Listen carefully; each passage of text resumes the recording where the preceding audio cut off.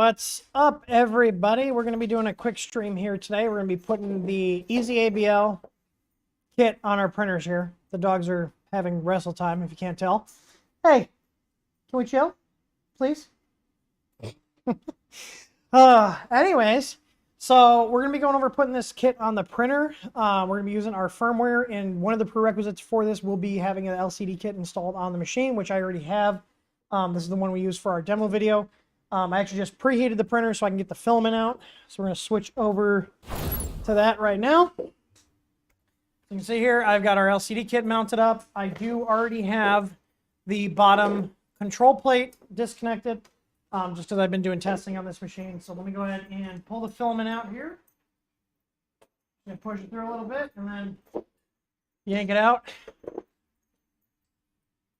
And then we're going to take the spool off of here, so it doesn't go flying, because we're going to need to put the printer on its back end to go ahead and get to where we need to install. So I'm going to go ahead and pull the power. You can see here we got the stock CR Touch mounted on here, and the EZABL will be replacing the CR Touch. So we're going to go ahead and disconnect that. Let me zoom in here, give you guys a nice close-up shot. There we go. And we're going to want to unplug the stock CR Touch connection, and that's just going to get stashed back here.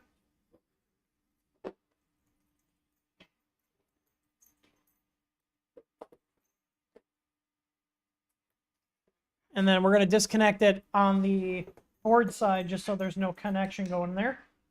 And we're going to take this off.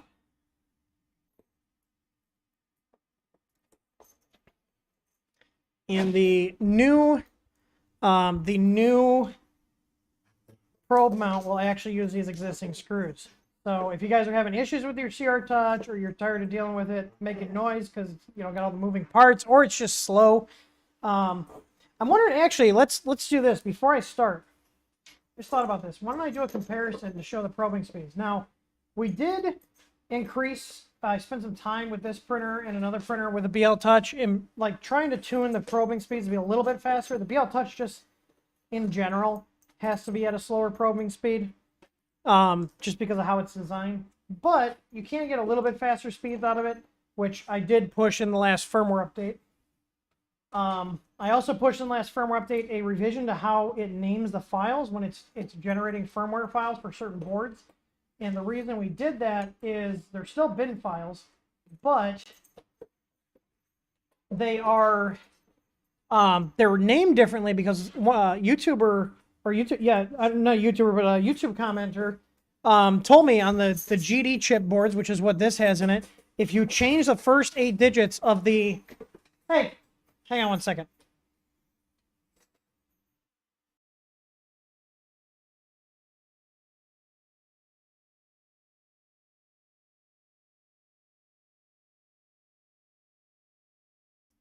Sorry, they're getting way too rambunctious. So anyways, let me flash back to the stock, not the stock build, but our stock setup, meaning with the CR Touch, so we can see, and it'll be recorded obviously, so you guys can see the speed at which things happen. So let me go ahead, and I actually have the firmware up here.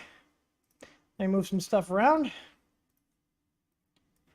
And we're going to go ahead and set this up for the stock printer.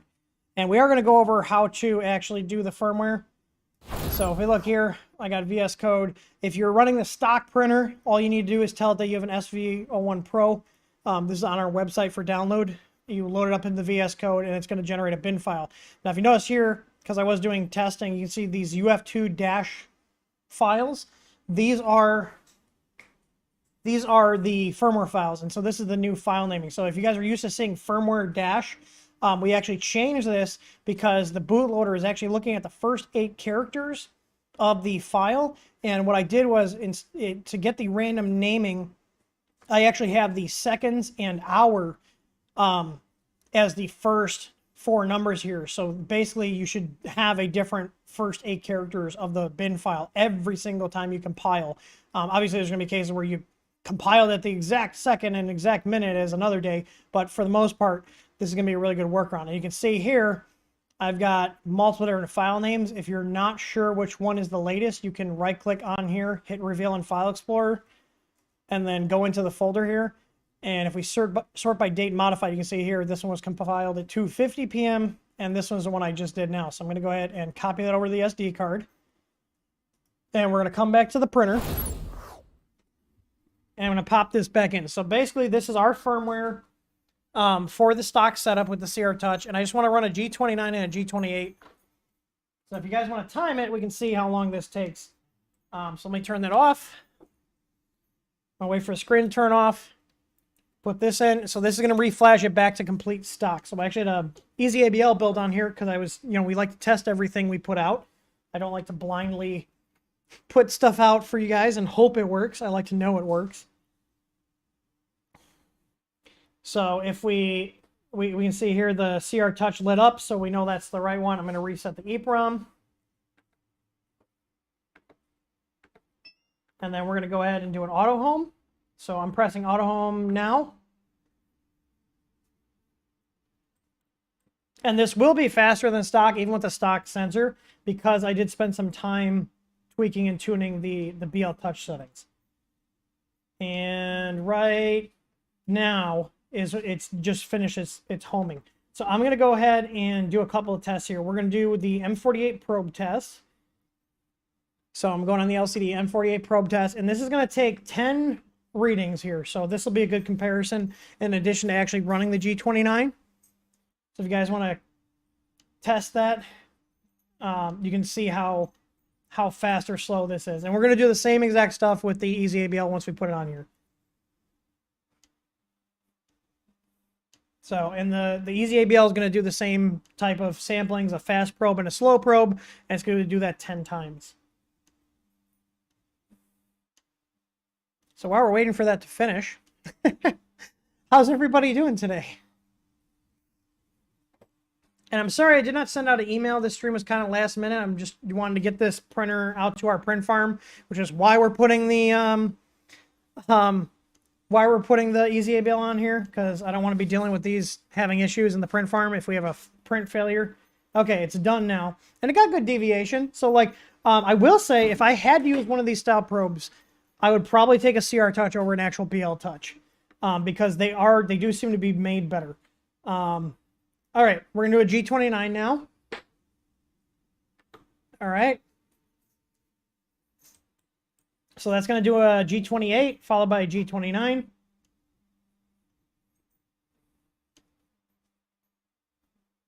And while this is going, I do want to mention, so for this printer and all printers going forward, I'm probably not going to go and do previous models, but we're going to have two different mounts for these printers. Now, I'm going to be using the full-size 18mm sensor, but we are making different mount versions for the micro probe and for our full-size 18mm probe. So just wanted to let you guys know this is one of the, I think this is a second printer. I think the Ender 2 Pro was the first one. I did the dual design.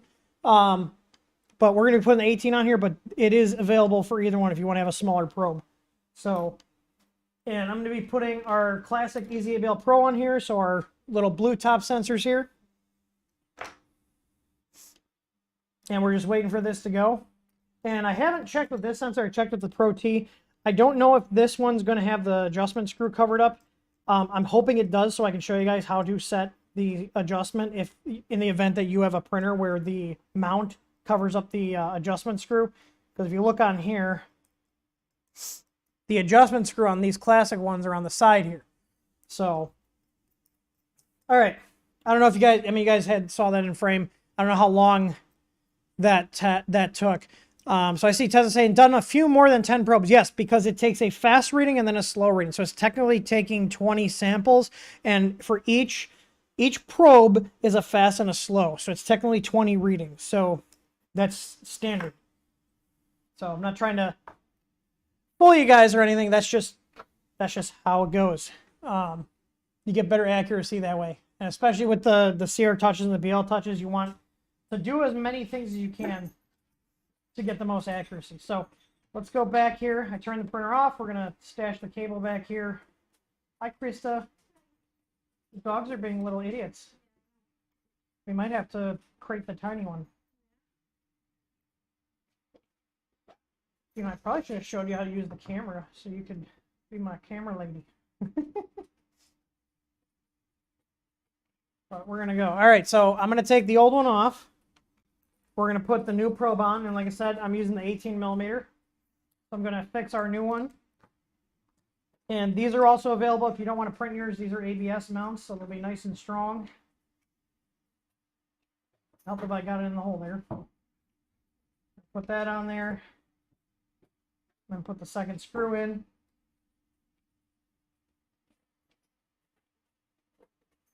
And the nice thing about using our probe mounts is I have already measured all the offsets for you, so you don't need to do anything other than put it onto the putting it onto the printer and telling the software what you have.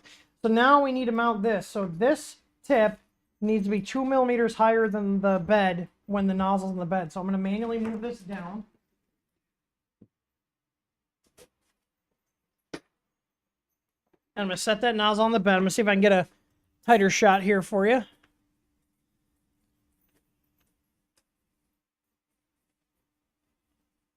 I don't want to get too tight because I want to show you guys when I mount this.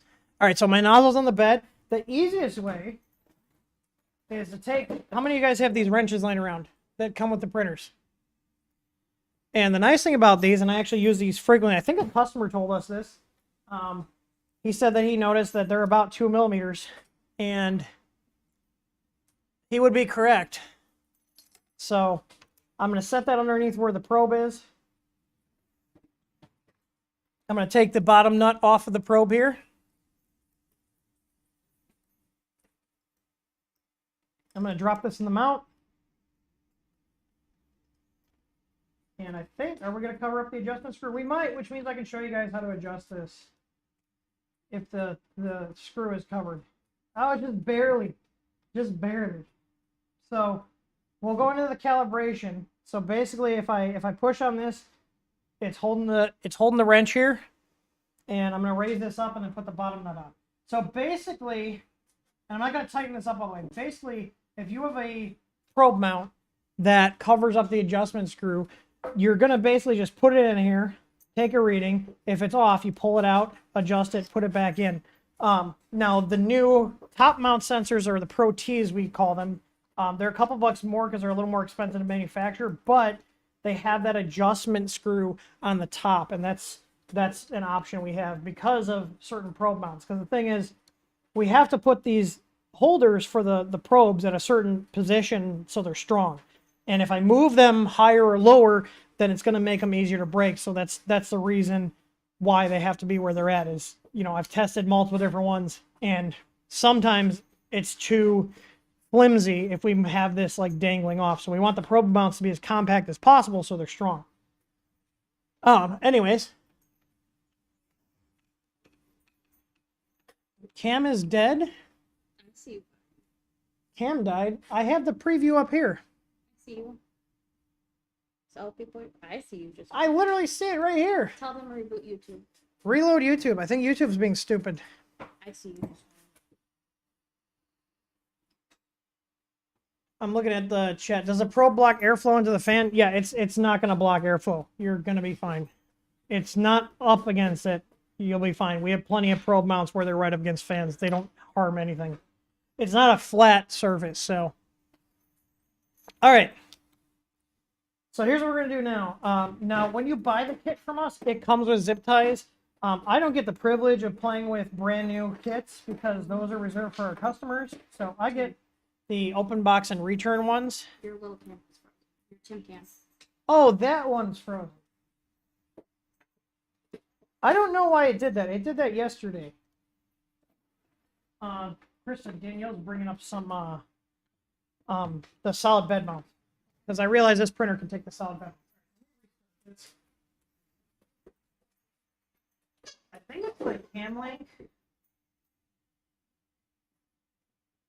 Hang on. Let me replug the thing. Is that good now? There we go. All right. Tim Cam frozen. I get it now. Tim Cam. The Tim Cam is frozen. All right. So what I'm going to do is I'm going to just leave a little loop of wire here. And this one does have the drive gear here, so we don't want that riding up against the drive gear. So I'm going to secure this to the existing wiring. And we, like I said, we do include zip ties.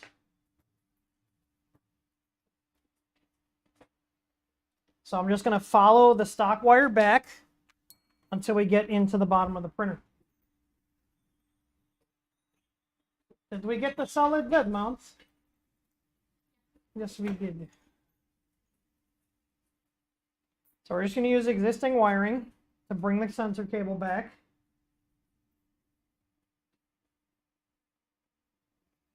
I saw, oh, Tim says, Canada Tim was asking if he could use these on his rat rig. Yeah, if you had a mount for it, we've got different, we have different sizes, 18 and 8 millimeter. Basically, if you got a place to stick a sensor through a hole, it can work.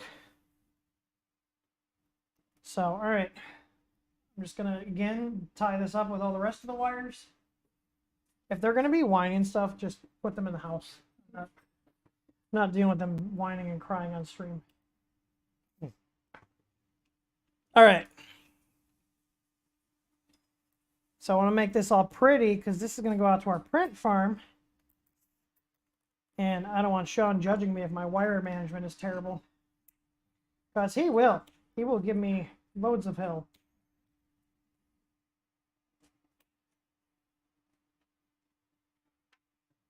And now Remo's laying under my desk. All right. So almost there. We're just going to do a couple more zip ties on here. I'm big on wire management.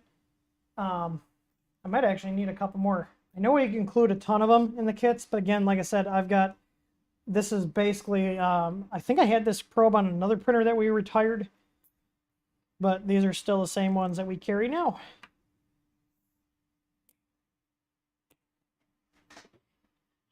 Where are my... I had a bag of zip ties somewhere. Here they are. These are the same ones we use in the kits. Except we give you a lot of them. I only had a couple left in my drawer that weren't in the bag. All right, so we're just coming back down. Going down here. I usually like to space them about like 6 inches, like 4 to 6 inches. Until we get to where we're going, which is the control box.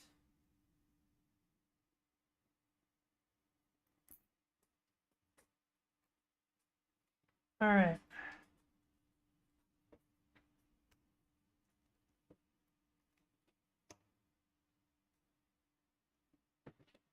Now the sensor wires run. And if you guys notice, and if you guys have ever bought a BL Touch, you'll know they give you very short wires typically. If you notice, we give you plenty of wire here. There's a lot of wire. Now we're going to need to get into this side. So you can see I already have this side taken off. I have removed, if you guys have not done this already, you should do it. This is actually a safety issue because if you don't remove the tin wires from the ends of the control board, this is what will happen to your screw terminal. You see this? How it burned up? This is a fire hazard. So if you guys have any Chinese printer really, because most of them do it, more of them do it than don't do it, I cut the wires off of the ends and put in crimp ferrules, which are what these are, and terminate them that way. So if you don't get rid of your tin wires, this is what happens. I actually just saw a guy in the Creality user group that we run, his CR10 V2, I think it was either V2 or V3, his terminal burned up. So yeah, do that, and even just bare wires. Crimp ferrules are the best way to do it, but even just bare wires are better than nothing. All right, so I'm going to take this panel off so we can route the wire through, and we'll need to come off the power supply as well. Now, I have not replaced this one with a meanwhile yet. I will be doing that. I'm going to actually go check my shelf and see if I have any 24-volt ones, because maybe I'll do that since I'm already in here. It just makes sense to do it all in one shot, you know?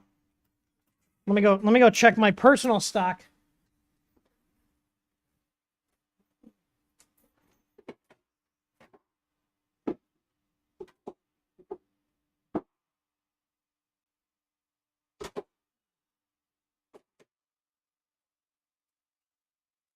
Nope, those are all used up. I don't have any 24s in here. I have a 5 from an LED project.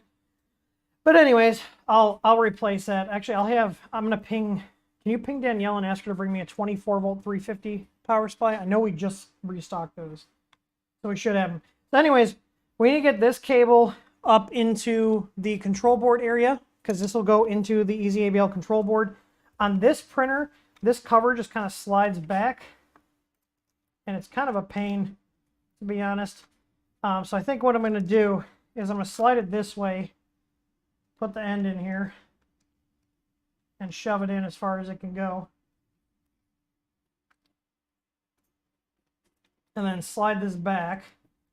Oh, there we go. No, don't move the sensor cable. It's moving the sensor cable. All right.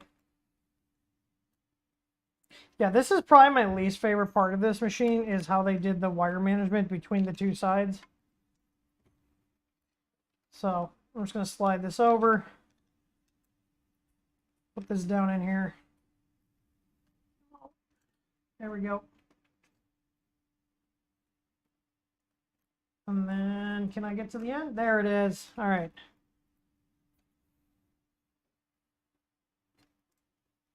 I can pull that through. And that's coming in with the other wires in the back here. So there we go. We got our sensor wire run. I am going to need to pull power for the sensor, so I can either come off of the screw terminal that is right here on the board. So right next to this one, but you can see this is kind of a tight fit. I'm probably going to come right off the power supply. So while we're waiting for the power supply to come, I'm going to go ahead and just get the EZABL control board installed. Now, I'm just going to stash this down here. If you order the kit from our site for the Sovol SV01 Pro, it will include this signal cable. And this cable is going to plug into, one end is going to go into your Z end stop on the board, and the other one's going to go into our EZABL control board. So because this has the CR Touch installed by default, you'll notice the Z stop is completely open. So we're going to take the 2-pin side of this and plug it into the Z stop. And then I'm going to go ahead and disconnect the 5-pin here since we're not going to use it. And it is hot glued in, so that's always fun. I'm just going to get my screwdriver in here, kind of pull up on the connector here, because I want to disconnect this. I don't like having wires that are not being used connected still, just in case something shorts out. So there we go. Disconnect the CR Touch cable. God, they love their hot snot. All right. And then the ABL control board here, we're going to need to plug the other end of this into the 3-pin header here. And that wire will go out like that. And then the sensor wire plugs into the 4-pin connector right here. And that locks in. And all I need to do is give it power. Now, we have a DC jack here in case you want to power this from the wall. Personally, I always power them from the power supply. So, and we do include wire with the kits to hook it up to the power supply. Hang on one second. The dogs are messing with.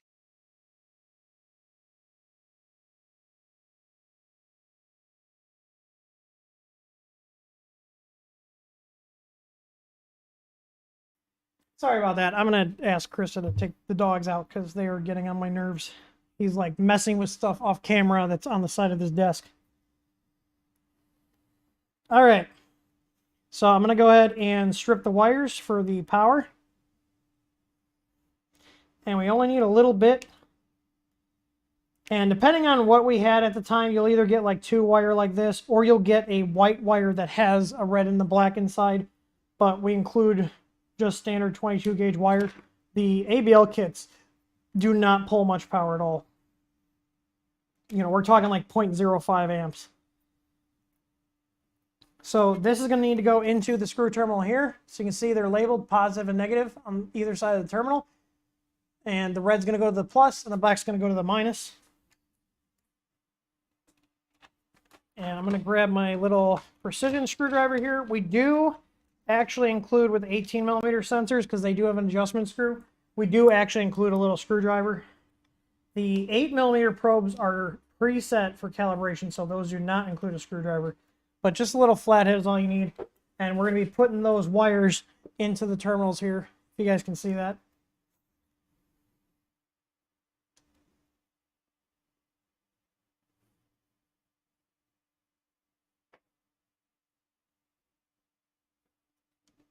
All right, so those are in there. I'm going to go ahead and tighten them down.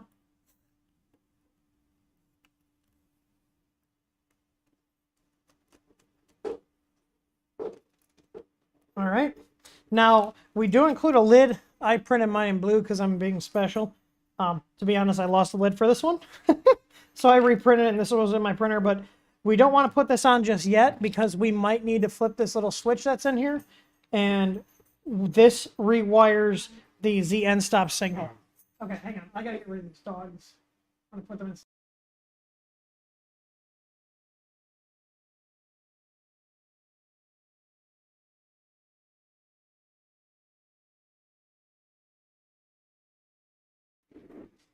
They're being pains in the asses today.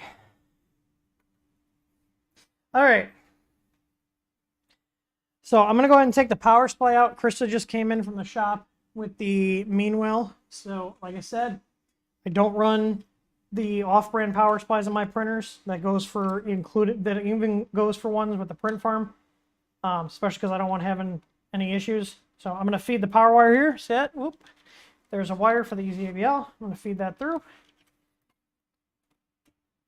And then I'm just going to have this guy hang out inside here. It's fine to just let it chill.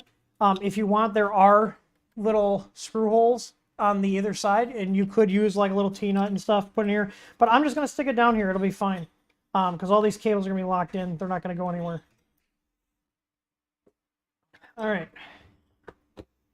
So now to change the power supply out on this, we're going to have to, whoop. We're going to have to take these 4 screws out on the back here. Those will release the power supply. Before I do that, I'm going to disconnect the power lines from the power supply down here. So we have the 3 AC lines here, and I'll try to get in here. So the 3 AC lines here. You can see red is going to line, red's going to line, black's going to neutral, and then the green and yellow are going to ground. So I'm going to disconnect those. And then we have the positive and negative going to the control board, which go to the V plus and V minus. So I need to disconnect those.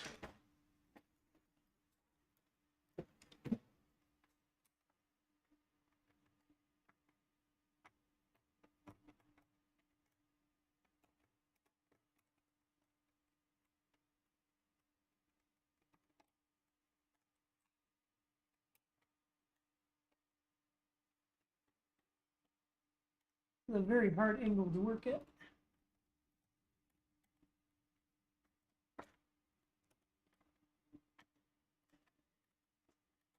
All right. I'm wondering if it might have been easier to just take the PSU out first. I'm going to try putting the cables on there on the new one before I mount it.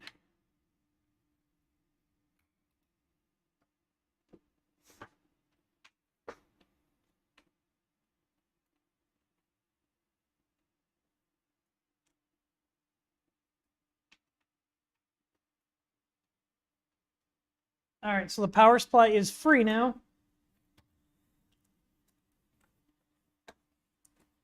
Take that out. I got to disconnect this one stepper on the left. I had to disconnect the right Z stepper, but here you go. We got a Creality knockoff in here. We don't like knockoff power supplies. So we got a brand new, just grabbed it from the shop. Thank you, Krista. Brand new 350 watt, 24 volt Meanwell. Here we go. We're going to put this in, and this will go in exactly the same way. So I'm going to hook up the wires here to the terminals before I bolt it up to the chassis. I think that's going to be easier. I actually think if I cut this zip tie, I'll just reconnect these motors. Oh, look at that. That's so much easier to work on. I'll just have to put a zip tie back there. Worth it. All right. So we're going to need to use 2 V pluses and 2 V minuses. Those are the screw terminals on the power supply because we're going to need one for the EZABL and then one for the main board power. I just like to pre-loosen these up.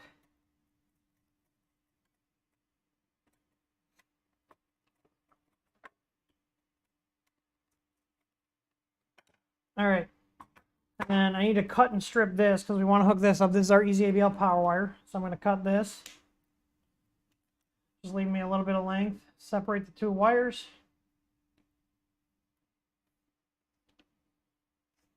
And then we're going to strip these. These are just going to go in the screw terminals.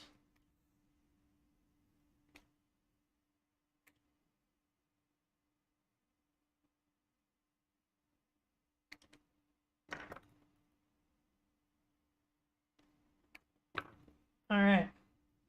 So I'm going to twist these.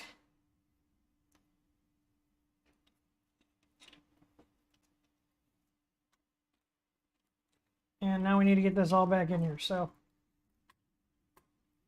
these are the longest ones. So I'm going to put these in first. I'm going to put this under the V plus and this one under the V minus.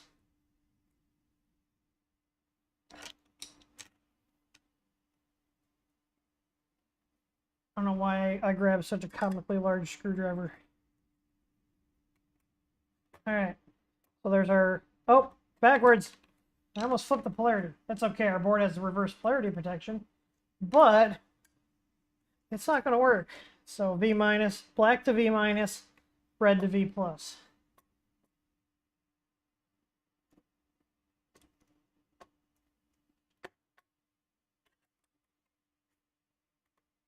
Wonder if anybody in chat noticed that. Or I was about to ask.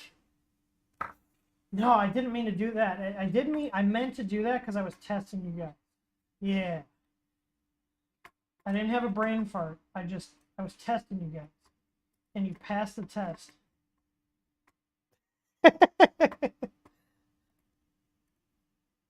Why do I keep doing this? Is this because of the orientation of the printer?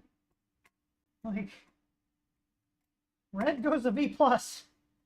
Damn it, Tim. Maybe because I'm just not used to streaming on Mondays. I don't know, but I need to get this printer done. So there we go. Just for triple checking, make sure red goes to V plus. You see V plus? Goes to V plus. All right, so then our ground is going to go to the ground terminal, which is the little like line thing. That's a ground icon for those of you guys that are not familiar with electrical engines. And I want to make sure I get this right. So neutral, which is black, or the N, goes to the N terminal. And then the red goes to the line, which is the L terminal. They really did make these super short, like, kind of a pain. All right, so now we need to put this back in, and we need to put the 4 bolts back in. And I'm going to double check here. See the power switch here? See it's set to 230.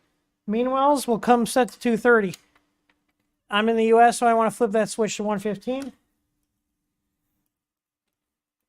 I'm going to go ahead and put this back in. You should probably back away from the table, otherwise you're going to smack them in the face with the printer. All right, so I'm just going to move it around so I can see the screw holes lining up in here. Do you guys see that? Just kind of shuffle it around until I see the holes. And because these are knockoff power supplies, the ones that were in here, they even knocked off the mounting holes for the main mouse. So at least they were kind enough to keep that. So if you guys wanted to get rid of their crappy knockoff, it's literally a drop-in replacement. So there's that.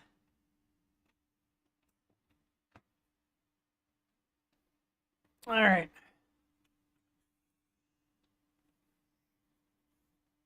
I bet you guys weren't expecting a power supply swap. Surprise! I need to have the good stuff in our printers here, okay? I don't need to be getting a smoke detector alarm at 2 in the morning because the printer's running the power supply inside to cook things. I've seen too many no-name power supplies kill stuff that I am definitely scarred from using them. All right. We're going to put the cables back in that I disconnected to get access to the power supply easier.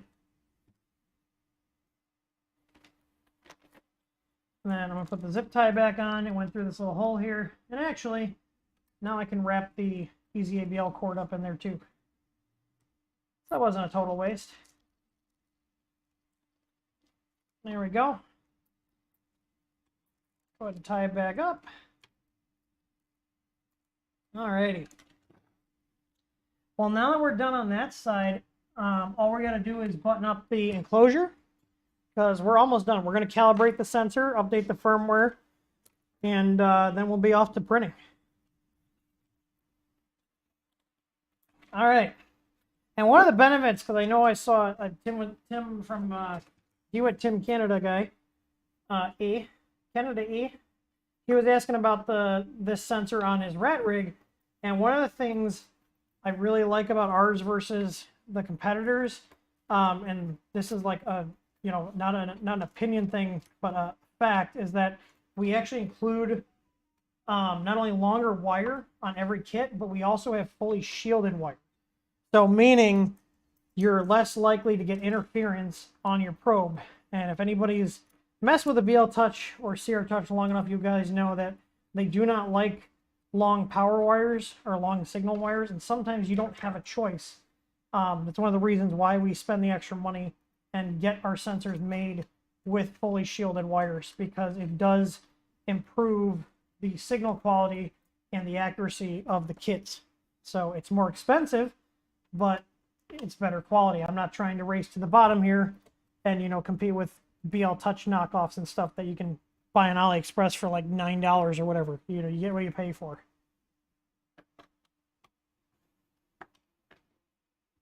All right. Just putting the screws back in the bottom plate here since we're all done with that wiring. So we got the power wired. I swapped out the power supply for a meanwhile because that's what we use here. I put my money where my mouth is. I take my own advice. And then we're gonna need to. I'm gonna do the sensor for the firmware setup, so I can see if I need to flip this switch or not. It's a 50-50 shot. So this switch rewires the Z end stop because the little guy here, this opto IC, this isolates the sensor side from your printer side, and this will actually flip the polarity of the wiring by just flipping that switch, so you don't have to repin the cable on. Some of our older kits, you would actually have to either reverse the two wires in the screw terminal if you were doing a direct wire like that, or repin the cable here. So to make it even easier, we flip this out. And then we also have onboard power filtering. We got a bunch of different capacitors here for onboard power filtering, reverse voltage protection, and this little button's actually a self-test button. So a lot of work went into this tiny little board here. So anyways, let's switch over and we're going to update the firmware. So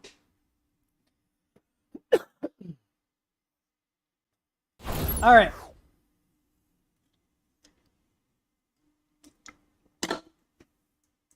I'm going to grab my SD card and put it into my reader once I find my adapter. It went on the floor.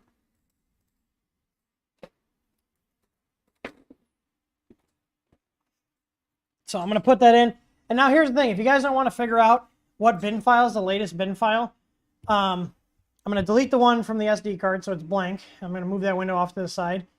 And like I said, there's all these different bin files. Every time you compile, you get a new one. You can actually just clear them out before you hit compile. Hit the little trash can down here. And then it'll get rid of them.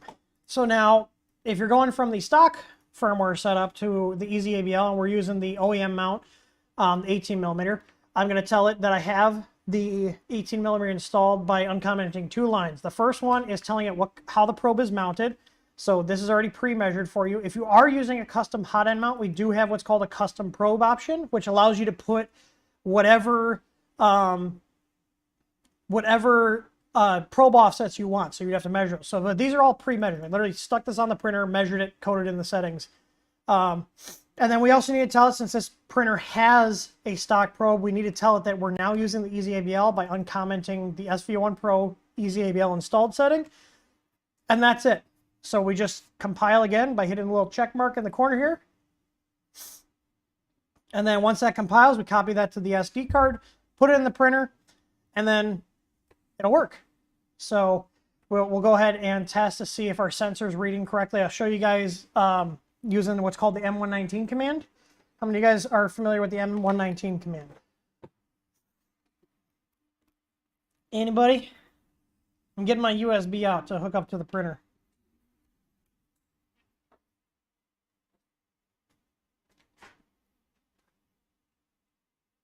Is this still plugged? Can you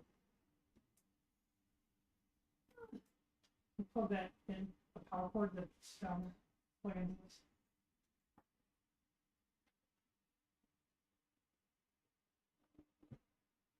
We're not going to turn it on just yet. All right. So I'm going to show you guys now. Try to plug my micro in. All right. So I'm going to show you guys. There's two ways you can test to see if you need to flip the switch. The non-computer way is to move the Z up, tell it to home after you update the firmware, and then touch the bottom of the sensor while it's homing. If it doesn't stop, then you flip the power off, flip the switch, try it again, and you'll be good. But I'm going to show you guys how to actually test for it. So I'm going to go ahead and copy the firmware file over to my SD card. So I'm going to go here, expand this. Here's our bin file. I'm going to drag that bin file over to my drive here. And I'm going to take the card out of my my computer. I'm putting it in the SD slot here. So I'm going to put in the SD slot. The printer's power is off. And now I'm going to turn the power on.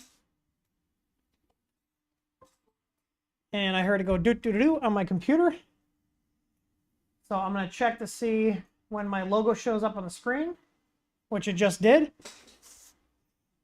So I'm going to show you guys how to use the M119 command really quick. And I'm going to use a program called Pronterface to do this. So I'm going to switch back over here. And I probably have a couple of COM ports. Yeah, I think this is on COM 4. We're going to find out. So I'm going to try. I know COM 1 is my computer's like built-in motherboard management thing, the Intel stuff. And I know the baud rate's 115/200. So I'm going to hit connect. And it says it can't open. So I'm going to try COM 10. Hit connect. And it says printer's now online. So the first thing I want to do after flashing, you should do this every time you update your firmware, is do a M502 followed by an M500. You can see there it says hard-coded default settings loaded. And then 500 store settings. You can do this also from the printer LCD. I'm just doing this on the on Pronterface here. So if I do M119, we can see here X-min is open, Y-min, Z-min, fill-min. So nothing's touching. So if I show you, I'm holding down the X end stop. See it says triggered. Crystal, hold down the switch on the back motor. There's a switch on the back here. Okay. Hold it down. So I'm going to have Krista hold the Y end stop. Where? Do you see it? The switch that the bed touches right here. Right there, the lever. Oh, here? Hold it. So you can see she's pressing that. Now go ahead and touch the bottom of the EZABL sensor. We're going to see. You can let go of that other switch. Touch the bottom of the EZABL sensor so it turns red. Okay. So she's holding it. No, hold it on there. Okay, so you see how we're getting triggered there? If we didn't get triggered, keep holding it. I'm going to flip the switch on the board. You see how now it's showing open? So if you have your finger on the bottom of the sensor and the red light's lighting up on the sensor and the control board, you flip the switch. So I just flipped it, and now you can see we're getting triggered. So at this point, I know my wiring is good. The switch is set. You're good. And we can go ahead and button up the wiring. At this point, we just need to calibrate the sensor and then update our starting G code. So... all right, let's go back here. So we know this is all good. The switch, and this will probably be the same for your guys' printer. So if you buy our kit, you can probably assume that your switch is going to need to be in this position, which is the lower position. You can see there. But still check it. Doesn't hurt to check. So I'm going to go ahead and turn the power off. I'm going to wait for the lights to shut off here. Make sure there's no power. I'm going to go ahead and button this up. So I'll put the lid on here, and this snaps closed. So I said... leave this off until you flip the switch. It closes up very securely. And then all I'm going to do is, and this is one thing I was going to do, you can leave the extra wire in here. This is for the LCD kit. I'm just going to throw a little zip tie on here so it's not like spaghetti monster when I open the bottom of the printer up. I'm going to do some cable management real quick right here. Because we have two lengths of cables. We have 30 centimeter and 60 centimeter. and 30 centimeters too short for this printer. So we had to use the 60 centimeter in the kit. So we have some extra wire left over, but not that big of a deal.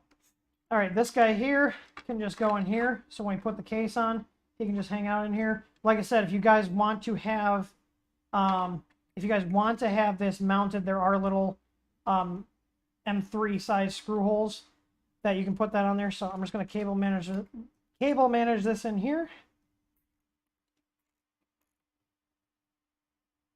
So we got our control box here, and we're just going to hide in here. There's actually plenty of room in this control box here. Now I need to reconnect the control box fan here, and that goes to the layer fan connector. So that's another thing with these boards.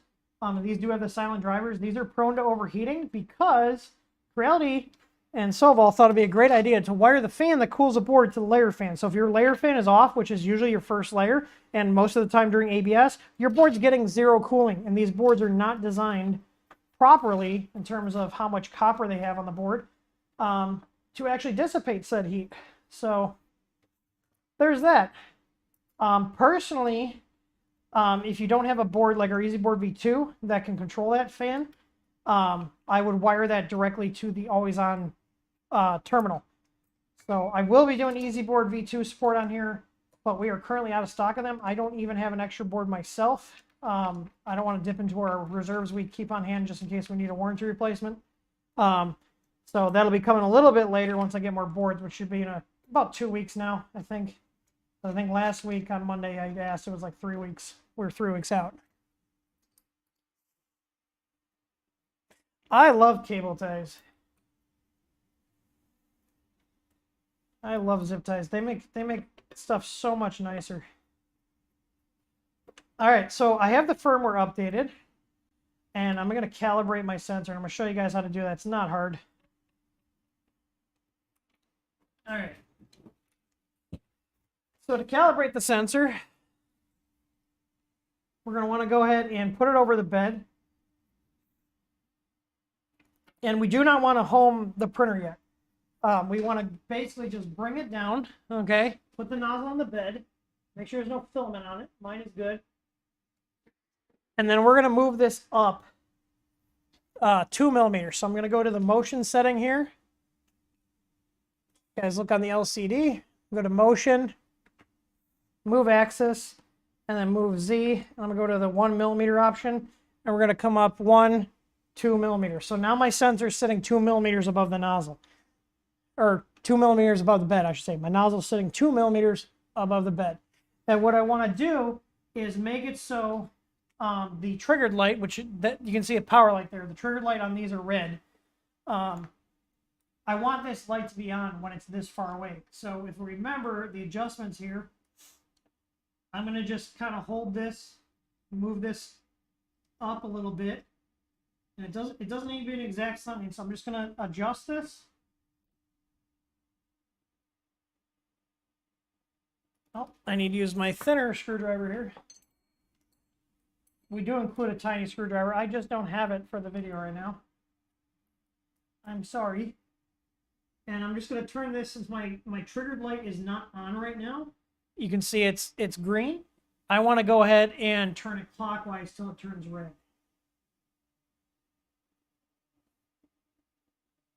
I'm going to go back a little bit. And then I'm going to put this back down here.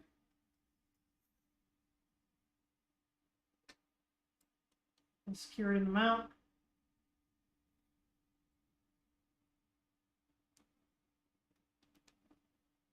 And there we go.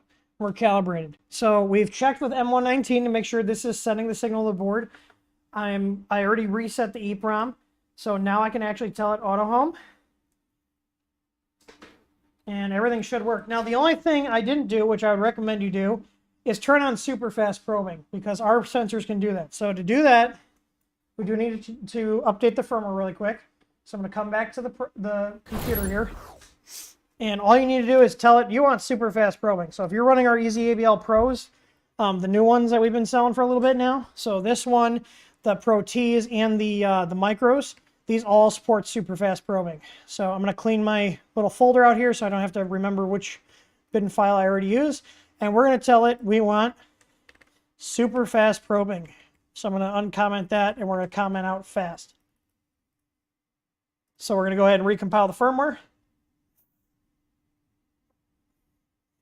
And then we're going to update it. So I got my SD card here.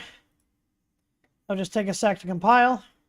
And then we'll update it, and then we're going to be running this at the 15 millimeter second probing speed, which is almost twice what the BL Touch runs reliably at. And we'll be able to still get sub 0.1 millimeter accuracy at this speed. So, and that's what you want for an ABL probe. You want an accuracy on the M48 test under 0.1. Anything under 0.1 is great. You know, you can get, I've seen anywhere on our sensors from 0.0009 to 0.006. It really depends on the printer it's on. So if your printer is built really well, you can expect good accuracy.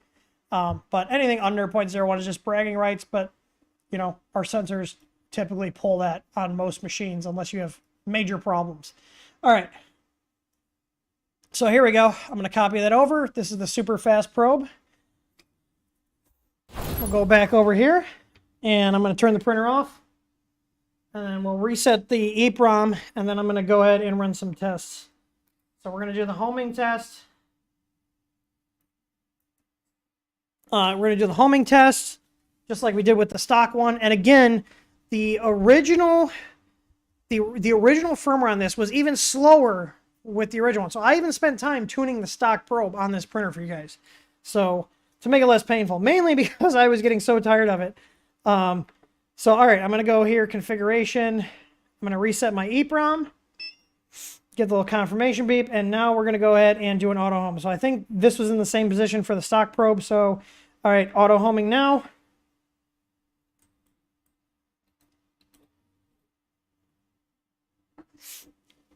And now I'm going to go ahead and do a M48 probe test, starting now.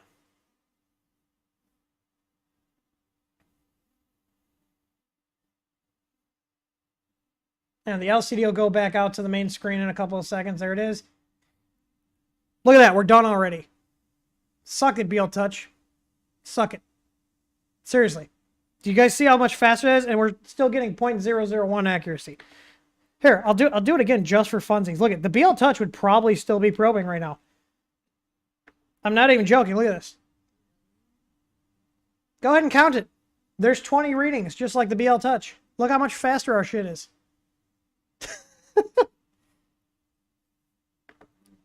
And then here, I'll do a G29 here. Level bed.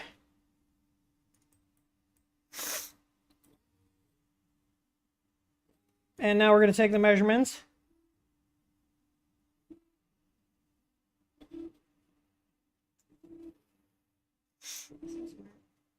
Got a mount for that to use on the Ender 5 Pro? Yes, we do. These work on, our kits work on almost, I say almost because there's some that it doesn't. They work on almost every single machine.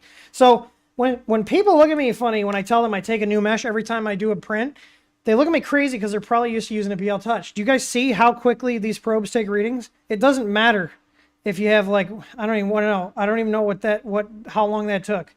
So here, we'll just do another one. Like, this isn't marketing bullshit. This is live. I can't fake this. Like, this is the reason we don't sell the BL Touches and the CR Touches. I don't think they're a superior product. I really don't. And these will work with glass. These will work with these types of beds, the magnetic ones, the steel, Garolite, whatever. There's no surface limitations. And these are actually reading the actual surface that they're probing. So, like, and this is just a friggin' magnet. So, all right, the last thing I'm going to do, because we don't need springs on this bed anymore. Do you guys see us featured in the Teaching Tech's video? How many of you guys noticed that we were in Teaching Tech's video? He gave us a shout out for our solid bed mounts. I did not know he was, I did not know that he was going to feature our stuff. So, one of those things are solid bed mounts. So, I'm going to put this on this printer because this will actually work with these. Oh, no. I just dropped like half of them in my lap. All right. Again, we also include zip ties. We're going to be replacing the springs and the stock arm. So, we include 5 mounts, okay? You're only going to use 4. And the reason we do this is some printers don't use this part, and we figured it out. It was actually better to just send everybody out this as one SKU and you use what fits your printer. So in this case, I'm going to use the 3 round parts and the strain relief. So I'm going to go ahead and loosen up the knobs here, and we're going to take the bed off. And this will make our bed so much more rigid. It's going to eliminate any sort of wobble that the springs introduce, and make it so we don't have to worry about them coming off. I usually will put a little Loctite on the stock knobs if I keep them. Sometimes I get fancy and I will replace the knobs with like, what's the word I'm looking for? With like just M4 bolts. I'm probably going to do that because it's going to go to the print farm. These are literally here. See these springs here and these knobs? They're going in the garbage can under my desk. They're in the garbage because that's where they belong. I don't care. So what we need to do is we need to take this stock strain relief off here. So, and to do that, we're going to cut the zip tie, holding it. And then ours is going to be a direct replacement for it. So this has like a little tab on the top here. We're going to take this off. And now I'm going to take our strain relief and put it over the screw. And then we're going to put the zip ties cable in, so we'll still have strain relief. I do that once it's on the bed. So I'm going to go ahead and put the rounds in place of the springs. And if you guys notice, these are a hybrid. These are not printed. Well, they're not fully printed. They're actually, have a cosmetic sleeve to make them look nice. They're all, black. But your bed is actually going to be sitting on aluminum mounts. And it's kind of a hybrid design. We actually use a 2-ton arbor press to put these into the printed parts. And these are done in ABS, so you don't have to worry about them getting all mushy and stuff if it's in an enclosure. Just trying to get the screws in the holes here. There we go. So I'm going to go and grab my assortment, and I'm going to put M4, because these are M4 screws, I'm going to put M4 nuts with Loctite on here, and then I'm never going to have to touch this again. Oh, look at, there's a spring that tried to survive. Nope. Garbage. It's going in the garbage.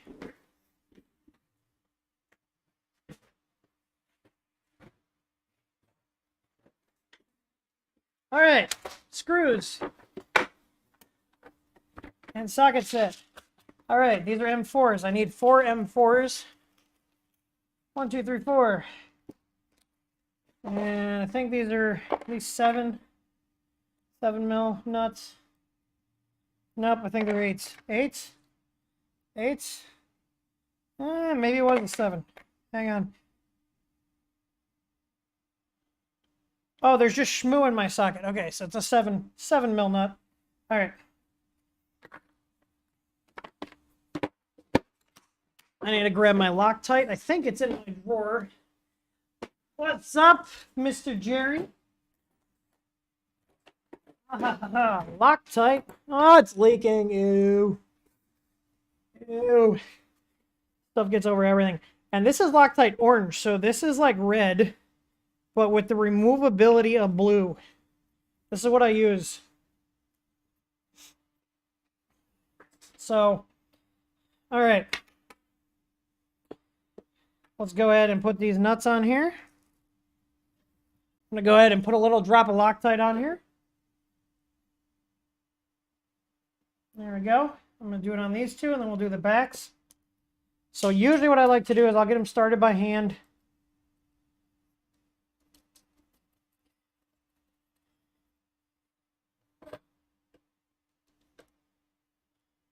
Oh, sorry that my big fat hand's in the way. But there we go. You can see there. I'm going to tighten those down.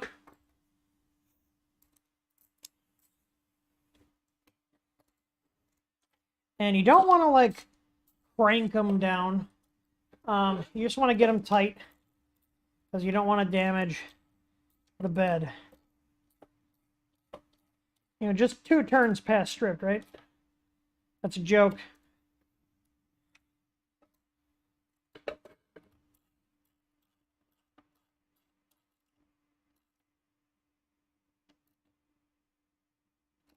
All right, now we got to do the back ones. And those I'm probably going to have to come in through here. See that?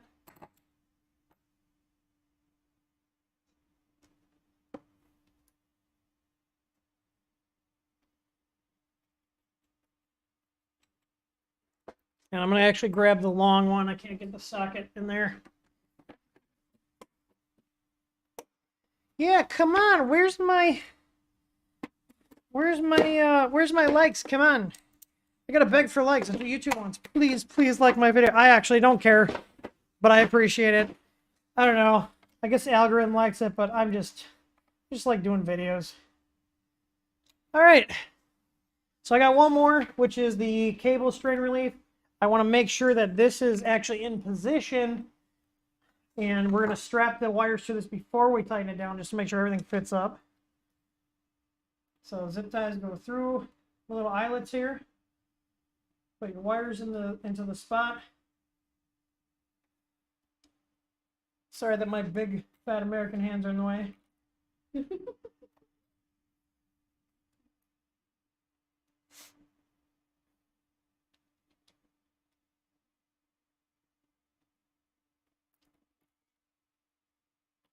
All right. We want to clip these. And now I'm going to go ahead and put the bolt on, or the nut onto here. Put some Loctite on there. And let's see if I can get my big fat sausage fingers in here. Oh dear God, this is really hard. I got it. And again, just snug it up. Don't hulk it down. There we go. The bed's not moving anymore. Look at that. Ow. That stung. All right. So that's it. The kit's installed. And that was even with me talking my head off. Look at it. Doesn't that look so nice on here? Wow. It's amazing. Here, let's see this sucker dive. It's going to dive when it does the probe. One thing I will mention is, and this is actually pretty important, make sure your gantry is level. Okay? One thing I like to do is I have gantry leveling blocks. These are a print you can get from our website. And I like to put these on the machines, and you want to make sure that the distance of the X gantry is the same distance to the bed here. Okay? Not to the bed, or sorry, to the frame. So like these guys here, I keep these around because they're just simple. I'm going to bring this down and I'm going to make sure that I'm even on both sides because it's a bed leveling device, not a gantry leveling device. So you want to make sure that your stuff is level here. So I'm going to put these here. I just keep these around because they are simple. And I'm going to put that lid. This side is lower than the other one. So now I need to manually adjust this with the lead screw on the back. And I want to make sure that these are both equally distant. And this goes with any bed leveling probe, not just ours. Any of them. Any of them. If someone tells you don't need to do this with their probe, they're lying to you. Because they all use the same code. The difference is how they generate the mesh. So, all right, here's what I like to do. So they're level. You see they're staying in there. I like to go move 10, move it up. And now the motors are locked. So as long as you don't mess with it, it should stay for the majority, but check them once in a while. We also sell what are called easy level stickers, which are stickers that have marks every 1 millimeter and 10 millimeters. And you can stick those to the front here to eyeball your level on either side. We sell them in our store. I always forget about those. But yeah, we have stuff that does that, so you don't have to even have a leveling block. Oh, look how fast it goes. Here, let's just do it. I'm just showing off at this point. Look at the test. Look at the probe test. Look how fast it's going. It's amazing when you're in the 21st century, you don't have moving parts that make clicky, clacky noises while you're probing and printing. Do you guys hear that? Yeah, that's the probe. All right, I would show you guys a print, but I feel like that's boring. It prints. It'll be fine. When I need like more Cali Dragons, I got like 10 of them sitting on my shelf here. So, anyways, I hope you guys enjoyed this video. I've been trying to do more videos like this where I show a printer reinstall. So this printer is literally going to get shipped out to the shop. That's about 150 feet from me, and it's going to go into production. It's going to be making parts for us, for our printers and other stuff. What's the M48 and G28 time? I don't know. Go rewind. We did it. I'm not doing it again. I've been streaming for an hour, dang it. But yeah. So, I mean, like I said, if you guys have our probes, make sure you guys try the super fast probing. Most printers can handle it. The only printer I have that can't physically do it because out of the Z setup, and I think it's because of the crappy drivers on the board, is my Ender 6. That one I can only run at 8 millimeters a second. But it's still faster than the BL Touch, even at 8 millimeters a second, because you're not having to wait for the probe to deploy, and then stow, and deploy, and stow, deploy, and stow. Like, all that adds up. So, anyways, yeah. So this printer is now basically done. The last thing I want to do to it is get our EasyBoard V2 supported on here. I don't know if there's going to be a huge demand for it, but our EasyBoard will fit in there. The problem is I don't have any working EasyBoards that are around. The only one I have that's not in a printer is this one a customer sent me that his no-name power supply killed. Look at that. This is why I don't use knockoff power supplies. Do you see the holes in the chips here? You guys see that? Do you see the crater in this one? Yeah, the power supply went out and took his board with it and his MOSFET with it and his LCD. So yeah, I will spend the $50-something because like this, I don't get this stuff for free. I will spend the money, you know, 55 bucks to put a Meanwhile power supply in my printer, so I don't have to worry about it. Knock on wood. I have not had a Meanwhile power supply fail in the 10 plus years I've been using them for projects. I will keep using them. You get what you pay for. So, but yeah. So anyways, I hope you guys enjoyed this video. If you guys have an SV01 Pro, if you have any questions that weren't answered here, if something wasn't clear, you can go ahead and hit the contact us link on our website, or just go to contactus.th3studio.com. We have actual technical support people, and we're all in the US. You won't find any outsourced bullshit here. We have actual people in the US that are fucking nerds, just like myself, that do our technical support. So you get to talk to people who actually know what the hell they're doing and will actually be able to talk to you, because we all speak English here and we're not outsourcing our stuff to India. So anyways, yeah, Tor's right in the chat right now. He is one of our guys. He knows his shit. Peter's our other guy. He also knows his shit. I'm also one of the guys. I actually help out with tech support from time to time as well. I know my shit. So yeah, if you want to support a small business, you want to get some awesome upgrades, you know, we try to not only just sell stuff, we try to sell the best. So, and back it up. And I think one of the things, and I'm curious to know you guys watching here, because we got 30 people right now.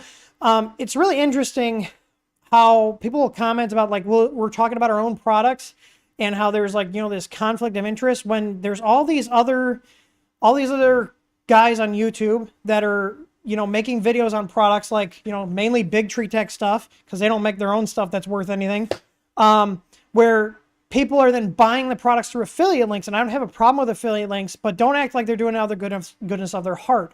I feel like the fact that I literally, if I sell you guys something, if I sell you my kits, my EZABL kits, I sell you my Easy boards, or anything else in our shop, I'm literally on the hook for doing the support and warranty on that. The guys that are making videos, just making commissions off of affiliate links, they have no risk. They're not shipping the product. They're not having to do the technical support. So, you know, I got to make sure that what we're selling does what it's supposed to, because otherwise we're going to look like idiots and fools. And, you know, I got my name and reputation riding on the line. So just curious to know what you guys think about that. Like, is that a good point? Like, should we drive that home more? Because I feel like that's worth something. Like, whatever I'm selling, I am personally responsible for, because this is my company. You know, whereas guys that are hawking, you know, Big Tree Tech stuff, that are just making affiliate commissions, they aren't helping the customers out that bought that product because that video sold them, sold them on buying it. Whereas whatever I'm selling, we're responsible for it. Like, from beginning to end. From shipping to support to warranty, everything. We are literally on the hook. Whereas these other guys, they just collect their commission check and that's it. You know, who cares if the product that they got shipped was, you know, a piece of crap and died after a month and the company's not getting back to them. So, Anyways, there's a little mini rant there at the end. Anyways, I hope you guys enjoyed this video. I'm going to wrap this up. We do also have our live stream on Wednesday at 4 p.m. Central, the Ask Tims, where if you guys have questions, you can ask them. We also have our Discord server, and we also have a Creality Facebook group as well, which I've been a little more active in the recent weeks. So anyways, I hope you guys enjoyed this stream. Hope you guys learned something. And as always, happy printing. I will see you guys on the next one.